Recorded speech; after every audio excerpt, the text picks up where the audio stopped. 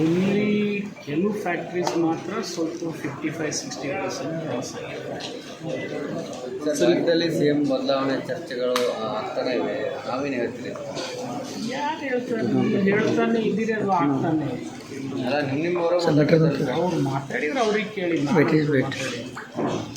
Sir, APMC ಕಾಯ್ದೆ ತಿದ್ದುಪಡಿ ಆಗಿತ್ತು, ಅದು ಬೆಳಗಾವಿ ಖಾಸಗಿದೊಂದು ಗೊಂದಲ ಇತ್ತು, ಏನು ಬಗೆಹರಿಸಿರೋ 1 ವರ್ಷ ಥರ ರಾಜ್ಯದಲ್ಲಿ 4 ಇದ್ದಾರೆ. ಹಾಂ ರೀ. ಅದಕ್ಕೆ ಬೇರೆ ಆ್ಯಕ್ಟ್ ಮಾಡಿ ಅದನ್ನು ಅಬಾಲಿಷ್ ಮಾಡಲೇಬೇಕು. ಯಾಕೆಂದರೆ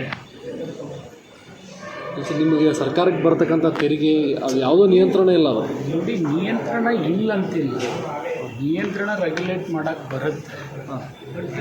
ಏನಾಗ್ತದೆ, ಸರ್ಕಾರಿ APMC ಇರಬೇಕು ಅನ್ನೋ ಕಾನ್ಸೆಪ್ಟ್ ಇತ್ತು.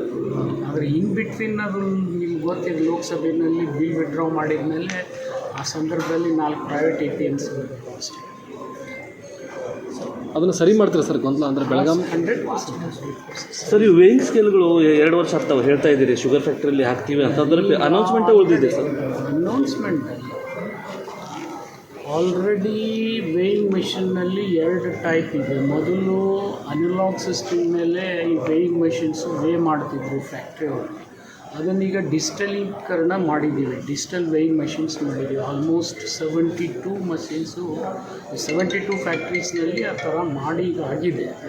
ಜೊತೆಗೆ ನಾವು ಕೂಡ ಸರ್ಪ್ರೈಸಿಂಗ್ಲಿ ರ್ಯಾಂಡಮ್ ಚೆಕ್ ಮಾಡಬೇಕಂತೇಳಿ ಒಂದು 10 ಕಡೆ ನಾವು ವೇಯಿಂಗ್ ಮೆಷಿನ್ಸ್ ಹಾಕಬೇಕು ಓನ್ ಅಂಥೇಳಿ ನಾವು ಡಿಸಿಷನ್ ತೊಗೊಂಡಿದ್ದೀವಿ. ಅದರ ಪ್ರಕಾರ ಮೊದಲು ಮೊಬೈಲ್ ಯೂನಿಟ್ 2 ಹಾಕ್ತೀವಿ, ಆಮೇಲೆ ಲೊಕೇಶನ್ಸ್ನಲ್ಲಿ ಎಲ್ಲೆಲ್ಲಿ ಜಾಗ ನಮಗೆ ಸಿಗ್ತದೆ, ಎಲ್ಲೆಲ್ಲಿ ಹೆಚ್ಚು ಫ್ಯಾಕ್ಟ್ರಿ ಇದ್ದಾವೆ, ಎಲ್ಲಿ ರೈತರಿಗೆ ಅನುಕೂಲ ಆಗ್ತದೆ ಅಂತ ಲೊಕೇಶನ್ಸ್ ಈಗಾಗಲೇ 5ರಿಂದ 6 ಸೆಲೆಕ್ಟ್ ಆಗಿದೆ.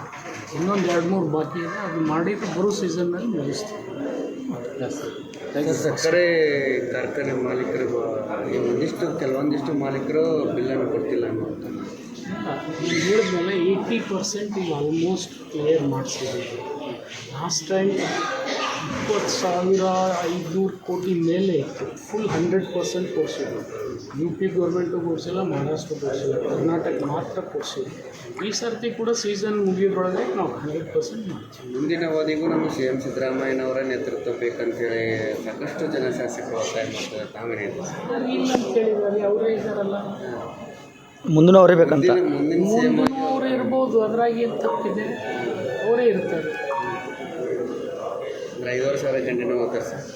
ನೋಡಿ, ಈಗ CM ವಿಷಯ ಅದು ಇಲ್ಲಿ ನಾನು ಹೇಳ್ತಕ್ಕಂಥ ಭವಿಷ್ಯವಾಣಿ CLP ಮತ್ತು ಹೈಕಮಾಂಡ್ ಅದರಲ್ಲಿ 2 ಮಾತು ಇಲ್ಲ. ಅವರೇ ಪ್ರೆಸೆಂಟ್ಸ್ ಹೇಳಿದ್ದಾರೆ, ಅವರೇ ಯಾರು ಚರ್ಚೆ ಆಗ್ತಿದೆ ಅಂತ ಸರ್ ಪದೇ ಪದೇ? ನನಗೆ ಗೊತ್ತಿಲ್ಲ, ಮೇಲೆ ಕೇಳ್ತೀರಂತ ಅವ್ರು ಚರ್ಚೆ ಇಲ್ಲ, ನಿಮ್ಮವರೇ ಹೇಳ್ತಿದ್ದಾರಲ್ಲ ಸರ್. ನನಗೂ ಈಗ ಕೇಳಿದ್ರಲ್ಲ, ನಾನು ಹೇಳಿದ್ದೆ ನಿಮಗೆ. ನಿಮ್ಮ ಮಂತ್ರಿಗಳ ಸಚಿವರು ಹೇಳ್ತಾರೆ ಅವ್ರಿಗೇನು ಕೆಲಸ ಮಾಡೋಕ್ಕೆ ರೆಡಿ ಇದೆ, ಅದನ್ನು ಮಾಡಿದರೆ ಸಾಕು. ಇದ್ರ ಬಗ್ಗೆ ಏನು ಅವಶ್ಯಕತೆ ಇಲ್ಲಾರ್ದನ್ನ ಚರ್ಚೆ ಮಾಡಿ ಏನು ಇನ್ನೆಲ್ಲ ಹಾಕೋದು.